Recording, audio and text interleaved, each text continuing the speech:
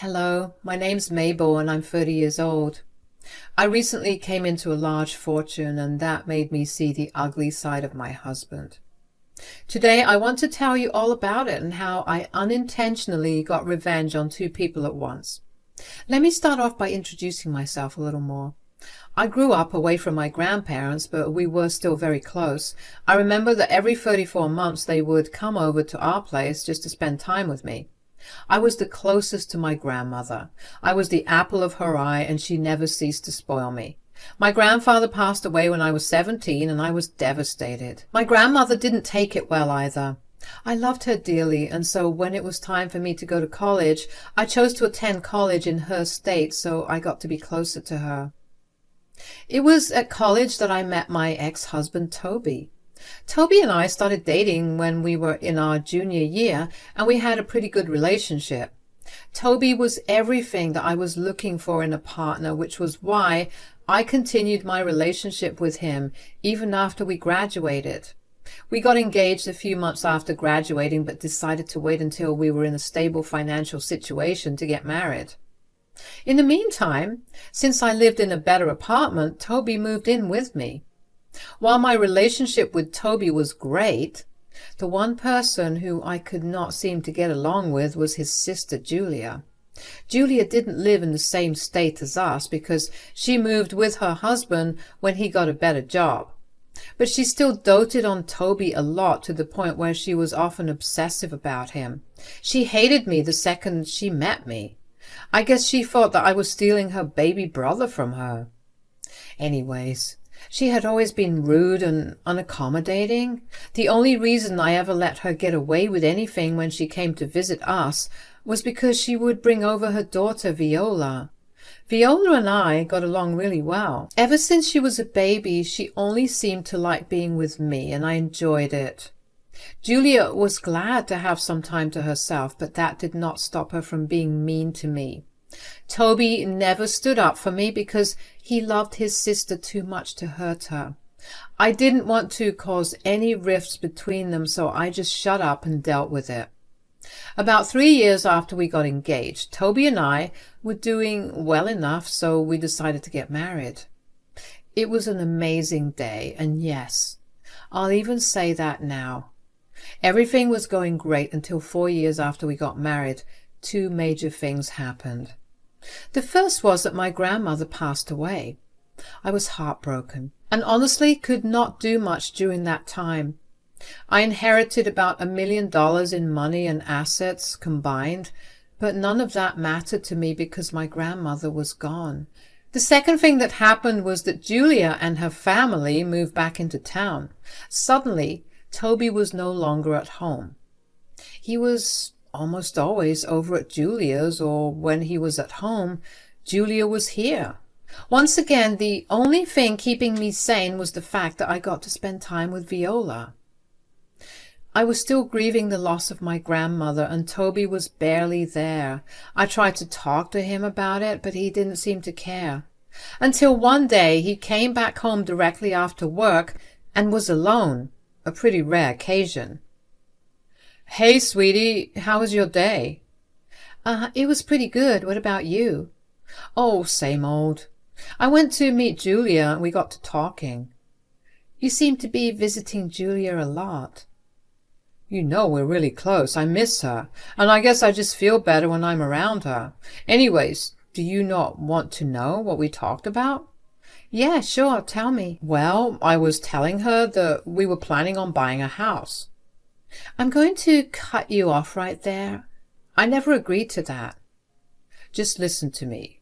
Julia asked me how I had the funds for it, and I told her all about your inheritance, and she suggested that it would actually be a great investment for us to make." "And why is that?" "I mean, you have more than enough money to almost fully purchase a house. I really think that we should invest in it. We'll be well settled for the rest of our lives." "But I want to invest my money in some better place." "What's better than securing a house for ourselves?" "I can think of several better things that can at least be put to use for our future. I don't want to spend all my money on one thing, you know." It's like you're trying to tell me that your money is yours and not mine to begin with. Well, it kind of is. I get to decide what I want to do with it, and you have no say in it. Look, you either invest your money in something for the both of us, or I'm leaving. Where would you leave? You're literally begging me to buy a house with my money for your future. If you choose to leave, that's going to be your loss. Oh, so you're okay with me leaving you, all because you want to keep your money to yourself? Don't try and act as if that was what I was saying, Toby. You're the one threatening to leave me if I don't spend on you. You're the one who brought it up. Yes, because I thought you loved me and you wanted to spend your future with me. Forgive me for looking out for us. You're really bad at whatever you're trying to do here. I'm keeping my money, and I get to decide where and how I spend it. Fine. But could you at least think about spending it on a house for us? Sure. I wasn't sure why Toby was being so adamant about buying the house, but something did not seem right to me, which was why I knew that I had to stand my ground. Toby began to distance himself from me after that conversation. He began to spend even more time at Julia's place. Julia stopped coming over other than to drop Viola over whenever she needed me to babysit her. I tried to talk to Toby on multiple occasions and asked him what was wrong, but he always brushed me off and told me there was nothing wrong. Eventually I gave up and figured that I'd just wait until he was ready to talk. However, things took a turn when one day Julia dropped Viola off at my place for me to babysit her. Hey, Viola, how's my favorite niece doing? I'm your only niece. Still my favorite, though. I hope I'll always be your favorite. Of course you will be. Anyways, what do you want to do today? I was thinking we could go get our nails done and then get some ice cream. Yay, can I paint my nails pink? Of course you can. And can I get strawberry ice cream? Why can't you? We'll get you everything you want. I only have one niece, and if I don't spoil her, would I really be her aunt? You know, you're my favorite aunt. I really will miss you. Miss me? Sweetie, what do you mean? I'm not going anywhere. Are you sure? Yes, of course. Where do you think I'll be going? Well, it's just that... What? What is it? You can tell me anything. I swear I won't tell anyone else a word. Okay, well, I heard Mommy and Uncle talking the other day. Uncle as in Uncle Toby? Yeah. Mommy said she's going to help Uncle with getting some cases. Case? What are you talking about? They kept talking about some cases that would give them some money, and then she told her uncle that he would have a nice big house after he left you. What? Oh my God. Sweetie, when did you hear about this? Well, I heard about this like 2 days ago. Are you sure you heard correctly? Yes, I'm sure that I heard correctly. As soon as Mommy saw that I was listening to them, she yelled at me to go to my room. She also told me not to tell you anything about her talk with her uncle. But I only told you because you're my favorite aunt. Thank you so much, sweetie. Now, enough of this. Let's go out and have a fun day. I tried my best to go about the rest of the day as if I didn't hear what Viola told me. I could tell that she felt bad for telling me, but I let her know that she did nothing wrong. I spoiled her in the same way that I always did, and when it came time to go back home, I made her promise me that she wouldn't tell her mom or Toby what she told me. Viola promised not to say a word and hugged me goodbye. After Julia picked her up from my place, I felt panic rising in my chest. I knew something was wrong with Toby, but for him to try and trick me into spending my money on him was a new low. It was something I would have never expected from him. So I did the only thing I could think of and called Toby's father, Edgar, who was a lawyer. Now, I didn't know why I called him, considering he could have been in on Toby and Julia's plan, but I had a feeling in my gut that he was a good man. Besides, he never failed to treat me like a princess when I was over at his place, and always put Julia in her place whenever she tried to bully me. Edgar picked up the call in the same merry way he always did. "Hello, darling. To what do I owe this phone call?" "Hi, Edgar. How are you?" "Oh, I'm doing quite well. What about you?" I actually don't know. I call because I need your help." "My help? What could I help you with? Isn't Toby around?" "He is, but he kind of is the problem." "Oh, no. I always told that boy to treat you right because it's really hard to come by women as amazing as you." "Thank you, Edgar. You may be the only one in your family that thinks of me as amazing." "What are you talking about?" "Well, I was babysitting Viola the other day, and she told me that Toby and Julia were planning something against me." "Against you? What do you mean?" "Well, she didn't know the specifics, but there is a case involved apparently. They plan on taking money from me." "What in God's name are you telling me?" "I also don't know what's going on. I'm worried, and I figured I'd come to you for help considering you're a lawyer." "You did a great job of coming to me. Now, tell me, do you believe Viola?" "I do. Not only because in the past few months Toby has begun to draw away from me. I tried to talk to him about it, but he never took me seriously." "All right. And why do you think Julia is involved?" "Well, ever since she moved back, they began to spend a lot of time together.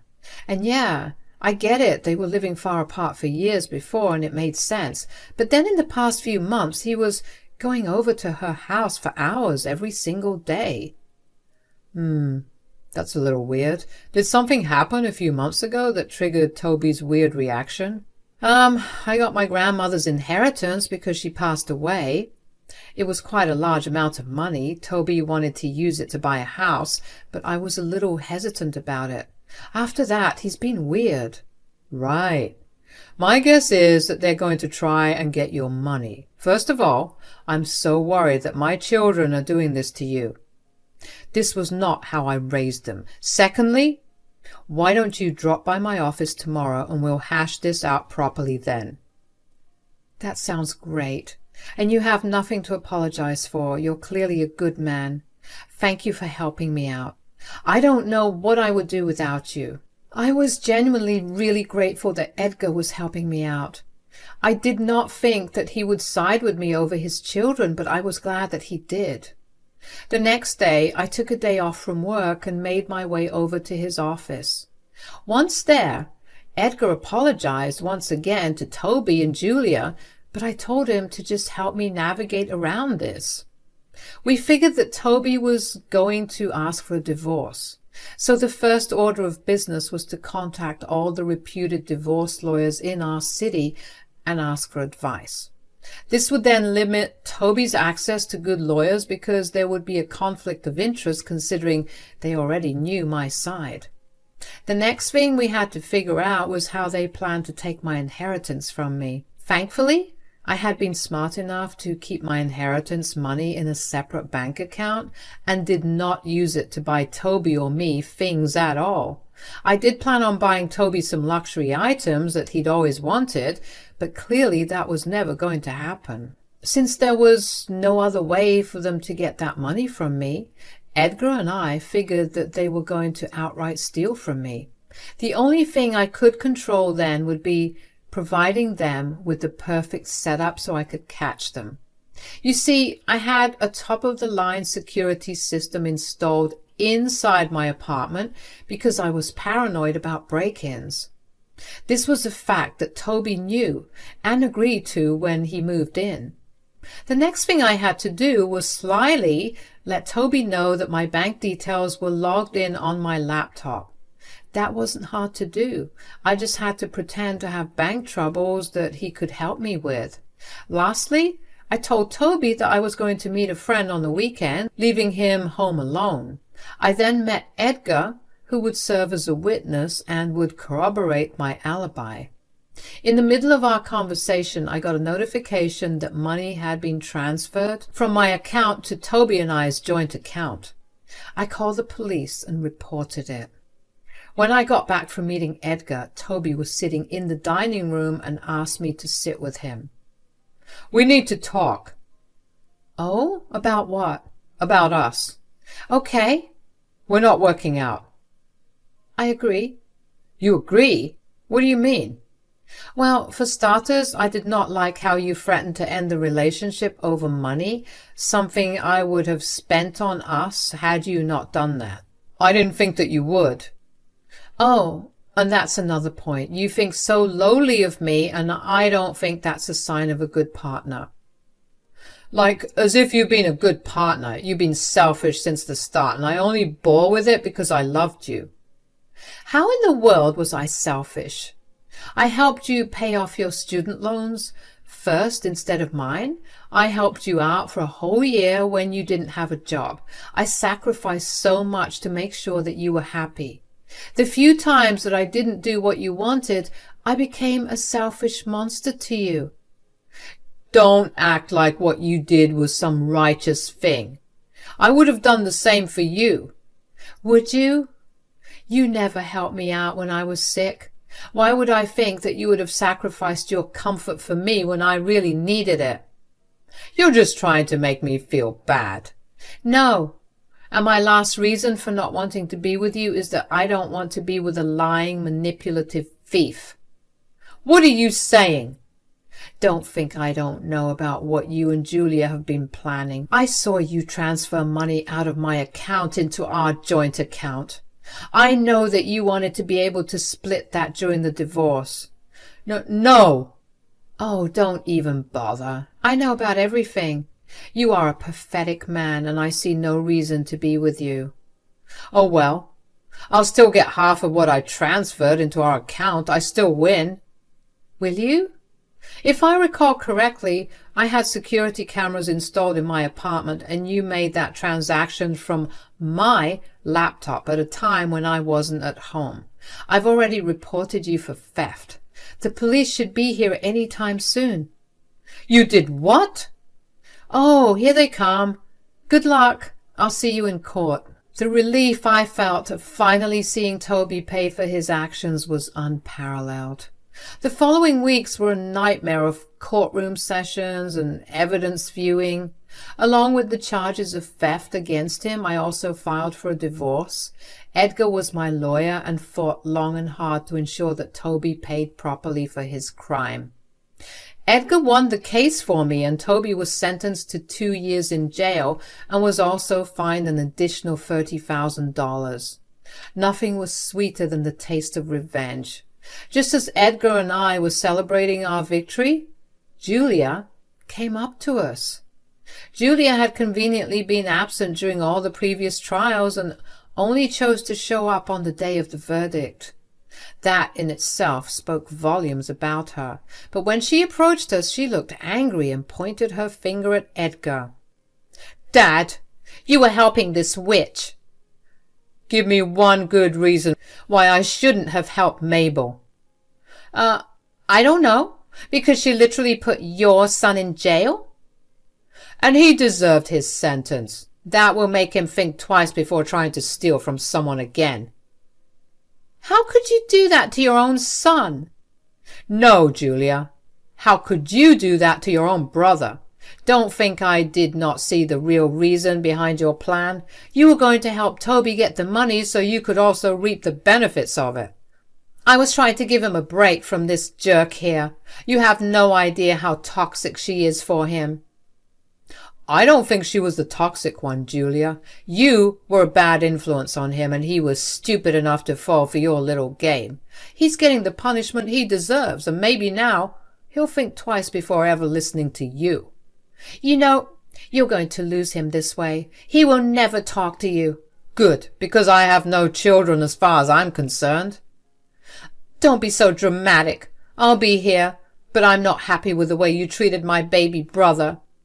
"As far as I'm concerned, neither you nor your brother are my children, because I know for a fact that this is not how I raise my kids." "What are you talking about?"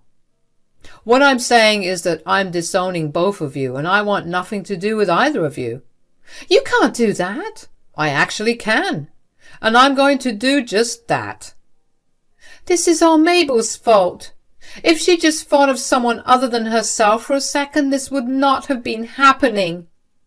No, you should not have been so greedy. I was going to spoil Toby with all the things he wanted, but you had to interfere. You took away everything from him. And I hope you sit and think long and hard about what you did to your brother. Goodbye. I grabbed Edgar's hand and we left. We couldn't help but let out a chuckle at what had happened. I was happy that Toby got what he deserved and that I was going to be free of his manipulative ways. I was also happy to see Edgar take my side. I did feel bad that it was because of me that he had lost both of his children, but he assured me that it was their own decisions that led to that. I took him out to coffee after, and we've maintained a good friendship ever since. Julia harassed me a bunch over text, and Edgar took it upon himself to tell Julia and her husband to leave me alone. Now, this is where I unintentionally got revenge on Julia as well. You see, Julia's husband had no idea about Julia's involvement in what happened between Toby and me. So he called Edgar and asked him what happened, and was shocked to learn about what Julia had done. Apparently, their marriage had been in the dumps for a while because of Julia's constant nagging that he never brought home enough money, while simultaneously refusing to work. He did not like that she would go to such lengths and ask for a divorce. He also asked for full custody of Viola and managed to get almost full custody. Julia got custody for every other weekend. Not to mention, she didn't get much through that divorce either, considering that he had her sign an ironclad prenup before marriage. Julia only received a small amount of alimony for a set period of time, and she was kicked out of their house. Once again, she blamed it all on me, and if I'm being completely honest, I was a little happy to see the way she got what she deserved. She tried to meddle in someone else's life, and she paid the ultimate price for it. Not to mention, I got to see Viola still because she loved me, and Julia's ex-husband could not say no to Viola. He was very apologetic for what Julia did, but I reminded him that he had no idea, so he had nothing to apologize for. And before you ask, yes, I am spoiling Viola senseless. As for me, my life is only getting better. I got a promotion at work and also decided to hire an accountant to help manage all my finances. I have invested my money in a few places, and it's only a matter of time before I get my returns on those. Getting to where I am today took a lot of struggle, but let me tell you, the view from where I'm at is one that I'm loving. I have a better understanding of people, and I'm going to be a lot more cautious. Thank you for your time.